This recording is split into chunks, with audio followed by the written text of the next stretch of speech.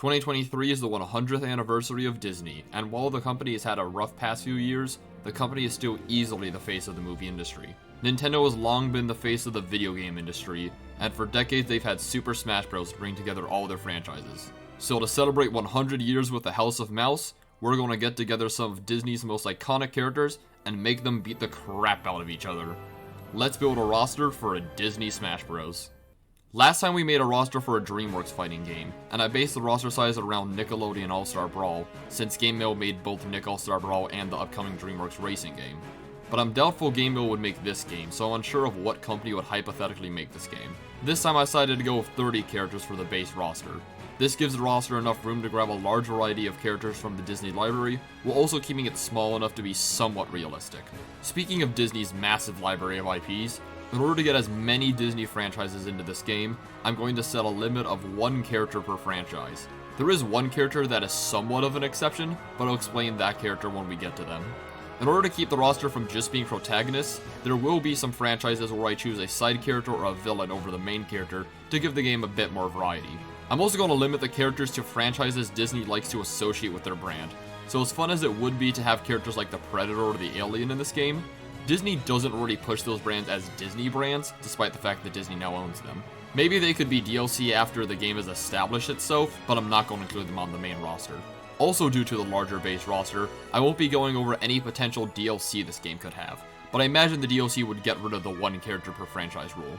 After you're done watching this video, feel free to comment what characters you would want in the game as DLC, whether it be a second character from an already included franchise, or a character from a franchise I missed. With that all the way, let's get into the roster. You don't fucking talk to me like that! Starting off the roster is the corporate rat himself, Mickey Mouse. Being the mascot for Disney, he would be this game's Mario, with balanced stats and an easy-to-use moveset. While his attacks wouldn't get too crazy, there is tons of stuff from Mickey's past that you could reference in his moveset, and his specials could include things such as his wizard powers from Fantasmic and his magic paintbrush from Epic Mickey. So you do have a plan? Yes? No. Wait! One major part of Disney's brand are the Disney princesses, so it's no surprise that a few of them will be included on the roster. And while Snow White is definitely not the most combative of the princesses, I feel like she is still a pretty easy inclusion as the first Disney princess. This is kind of a complicated for the second character in the game, but maybe they can have it so Snow White doesn't attack at all, and all her moves would involve either the 7 dwarves or her animal friends to do the actual attack. Regardless of if she does the fighting herself or not, she would definitely be one of this game's more defensive zoner type characters. You are wearing his merchandise! Hercules is a fan favorite Renaissance movie, so I think it makes sense to bring in the demigod himself. I imagine Hercules would sort of be this game's Captain Falcon, mostly using strong, flashy physical attacks, although he would also have some moves using his sword. He would be much better at dishing out damage compared to the average character, but would be held back by a subpar recovery. The recovery wouldn't be as bad as someone like Little Max, but it would be weak enough to make you think twice before going off the stage.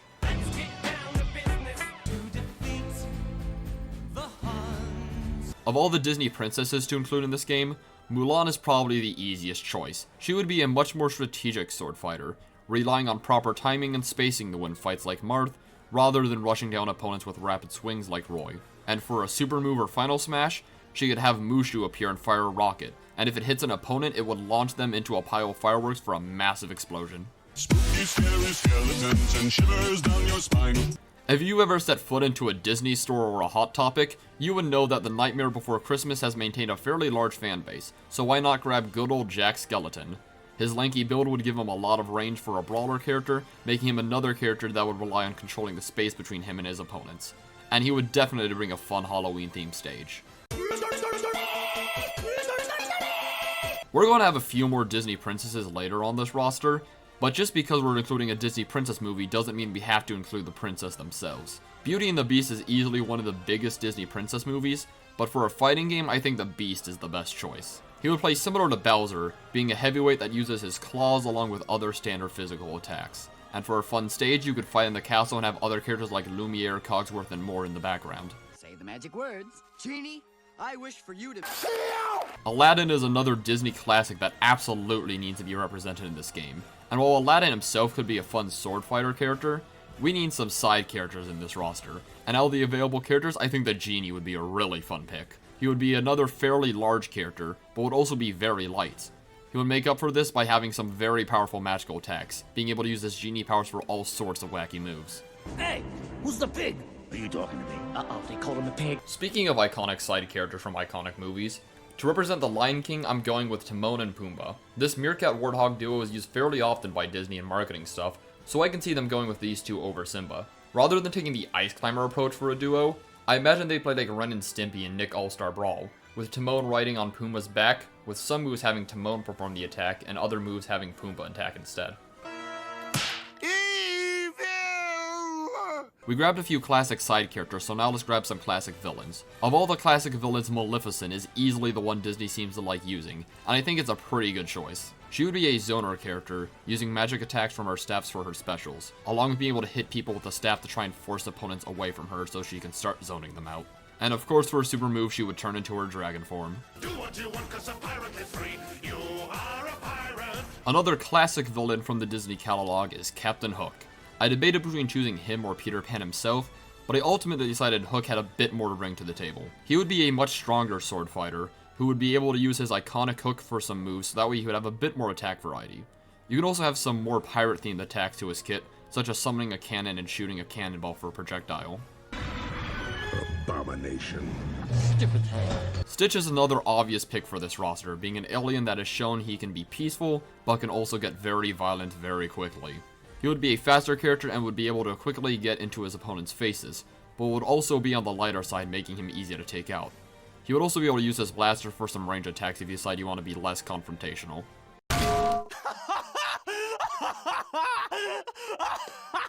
Rapunzel may not be the most iconic Disney princess movie, but this movie definitely still has a pretty large number of fans, and I think Rapunzel would make for a pretty fun fighter. She would of course use her long hair for a variety of range attacks, and her hair could also be used for a grapple recovery like Ivysaur or Joker. Along with her hair, she could also use her trusty frying pan for some more close-up attacks. Like, come on, tell me hitting people with a frying pan in a fighting game wouldn't be hilariously fun. My life is like a video game. Considering this is a crossover video game and Wreck-It Ralph is a fantastic movie about video games, we have to grab a character from this movie. And while I was originally thinking of including Ralph, he would be another standard bruiser, and this roster is going to include a few more big bruisers that I think would have a bit more of a unique moveset. Vanellope, on the other hand, I think would be able to bring some unique stuff to the game. Her glitching around could be implemented to her spot dodges and air dodges. Hers would be a lot better than other characters, making her a bit of a harder target to hit despite not being one of the fastest characters. Normal attacks could include her using candy-themed weapons, and a super move could have her call on Ralph for some help. And if this game had a story mode or had characters interact in any other way, most characters wouldn't know much about each other, but thanks to the internet, Vanellope would know all about the different fighters, especially the Disney princesses. Ice, ice, baby. Yeah, this pick is not much of a surprise. Frozen is Disney's biggest new hit from the last 10 years, and Elsa's ice powers would make it pretty easy to make a moveset for her. She would be a zoner who can use her ice powers to freeze opponents, which can either slow them down or completely immobilize them. And for a super move, she could bring out the big ice monster to beat up anyone within range. Coming through! This guy's brother is going to die imminently! Considering that Big Hero 6 is about superheroes, it's another franchise that just makes sense for a fighting game. There's just one problem. Baymax doesn't fight. Sure, you can make it so he has the chip that makes him capable of harming others, but I feel like that would kind of go against the character. So I'm going to include Hero from the franchise instead. He would be a fairly standard fast but light character, but for a super move, his portal could fall from the sky hitting Hero and anyone else within range. Baymax would fly Hero out of the portal, leaving anyone else trapped there to take massive damage. What, behind the rabbit? It is the rabbit. Zootopia is another of Disney's more recent popular franchises, and with a sequel currently in the works, it would make sense to bring in Judy Hopps. She'd be another weaker but faster fighter, and her smaller size would make her a difficult target to hit. Along with punches and kicks, she would be able to use police tools to round out her moveset. What can I say except delete this? One more relatively recent Disney movie is Moana, and to represent this movie, I'm bringing in the demigod Maui. Opposite to Judy, he would be a stronger but slower fighter, with his large size making him an easy target. For combat, he would use his giant fish hook, which will allow him to attack opponents in medium range. He could also use animal transformations for his specials. And for some fun interaction, you would have a rivalry between him and fellow demigod Hercules. Look what I got. I got a jar of dirt. I got a jar of dirt. Disney crossovers usually stick to their animated characters, but from their live-action selection, Jack Sparrow always manages to find his way in. And to be fair, the Pirates of the Caribbean franchise has more than earned its spot in the Disney Hall of Fame. Jack would be able to fight with a very nimble but reckless fighting style, having the fastest attacks out of all the sword fighters. He would also be able to use his pistols, so that way he could still attack from a distance. And for some more fun interactions, make him and Captain Hook rivals. I'm Mary Poppins, y'all! Mary Poppins was a massive hit for Disney back in the 60s, so I figured she'd be the best pick for Disney's older live-action movies. She would be the lightest character in the game despite her more normal size, and her normal attacks would mostly consist of her using her umbrella. Like I suggested with Jack Horner in the Dreamworks roster, her specials could consist of grabbing a variety of items from her magic carpet bag.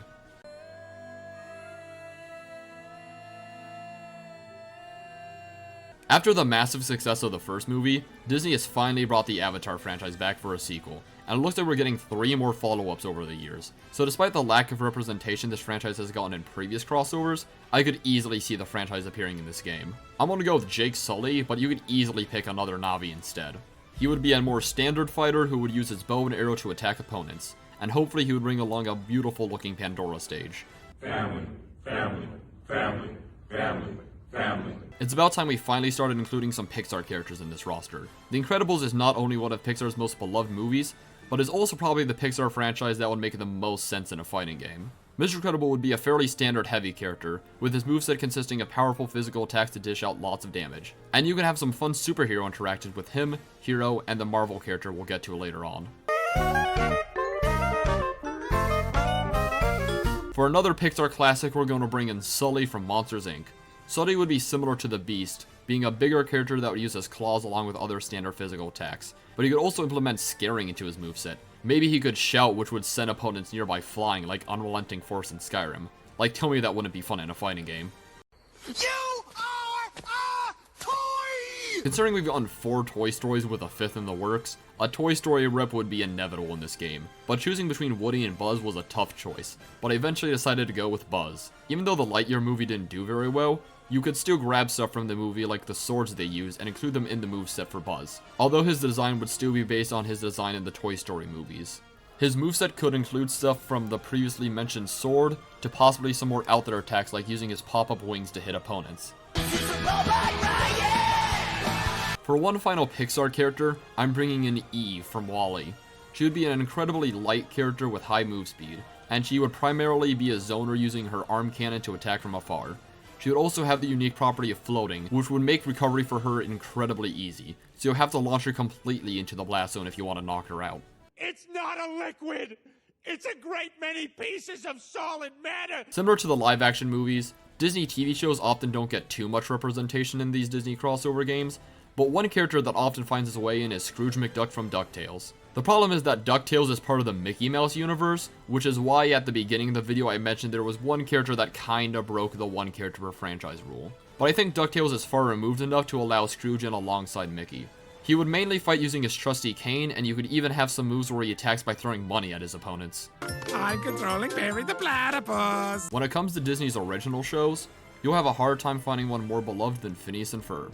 And while there is definitely a lot to work with if you wanted to include the stepbrothers themselves, for a fighting game, Perry the Platypus just makes too much sense. He would fight using all sorts of gadgets he's used throughout the show, and for a fun super move, have Doof appear on the stage with a generic innator, but before Doof can activate it, Perry pulls out and presses the self-destruct button, with the explosion hitting any opponents within range. He's developed Simpsons jaundice. Ay caramba! Although not originally created by Disney, The Simpsons were and still are a massive IP, and Disney Plus shows that Disney has no problem having The Simpsons be associated with the Disney brand, so I think one of The Simpsons would be a likely addition. Out of the family, I decided to go with Bart, who could have moves that reference the famous Simpson arcade game, with his attacks mainly using his skateboard. The Senate will decide your fate. Oh, well actually, I am the Senate. While on the topic of characters Disney has bought the rights to, Disney owns the rights to the Muppets, and I think including one of them would be hilarious. Disney hasn't really done much with the Muppets recently, but thanks to memes, Kermit still has quite a bit of relevancy, so I think he would be a fun pick. He would be very light and would probably have the weakest attacks out of any of the characters in the game, as Muppet arms probably don't pack much of a punch. To make up for this, he would have some fairly fast moves which would require him to play careful to avoid getting annihilated.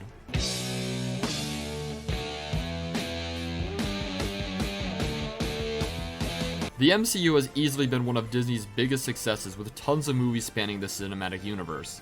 And while Spider-Man may be the most popular Marvel superhero, and would probably be the best character to represent Marvel in most crossovers, Iron Man is the one who made the MCU possible, which is why I think he's the best choice specifically for a Disney crossover. Iron Man already has a fighting game moveset thanks to Marvel vs. Capcom, and his general moves from those games wouldn't be too difficult to translate into a platform fighter.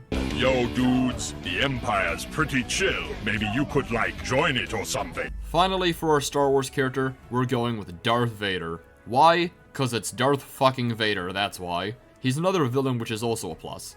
He would be similar to Ike, as he would be a bit slower and a bit heavier than average, but wouldn't quite be a heavyweight. His normals would consist of him using his lightsaber, and his specials would have him use the Force to either launch others away or to launch himself to safety. And for one final super move, just have him fire the Death Star on the stage. Logically, you would nuke the entire stage, but for this game, just have it work similar to Zero Suit Samus's final smash from Ultimate. And with that, we have made it through the entire base roster for a Disney Smash Bros. Disney has one hell of a catalog of characters, so I did my best to narrow them down to the 30 I think they would be most likely to choose for a game like this. Obviously, there are tons of other characters I could have included on this roster, so let me know what you think of my picks and what characters you would want to show up as DLC. Once again, this was a lot of fun to make, and I'll probably run another YouTube poll to let you guys decide what roster I should make next. I hope you enjoyed the roster, and I'll see you guys in the next video.